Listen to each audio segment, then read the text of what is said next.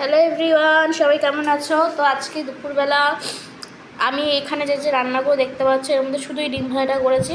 এই ভাতটাও মা দিয়েছে। এই যে লাউয়ের ঘন্ট এটাও মা দিয়েছে। এইটা হচ্ছে তোমরা কেউ খেয়েছো কিনা জানি না, খারকন বাটা বা খারকন টালা যাই বলো। এটা হচ্ছে মাছ, পোনা মাছ, কাঁচকলা দিয়ে ঝোল আলু দিয়ে। আর সকালে আমি রান্না করেছিলাম হচ্ছে খিচুড়ি আর সুজি, পাঁপড় ভাজা আর আলু ভাজা করেছিলাম, যেটা আমার মেয়েরা খেয়ে নিয়েছে। আর এই দুপুরবেলা দুটো ডিম ছিল, কি করব, তাই দুটো ডিমকে একসাথে গুলে এই যে 1 পিস 2 পিস 3 পিস ডিম বের করেছি। ওকে, আমি খেয়ে নিই। টাটা, তোমার সাথে পরে দেখা হবে।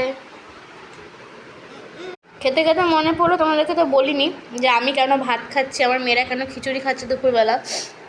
বললে তো বিশ্বাস করবে না, কিন্তু আমার ছোটো মেয়ে ভাতের চেয়ে বেশি খিচুড়ি খেতে ভালোবাসে। ও তো ভাত দিলে, ওর ভাত না দিলে ওর পেনে বেশি বেঁচে যায়। ও ভাত না খেতে পারলে খুব খুশি, কিন্তু খিচুড়ি পেলে ও ভীষণ খুশি হয়, কারণ খিচুড়ি খেতে ওর সবথেকে ফেভারেট।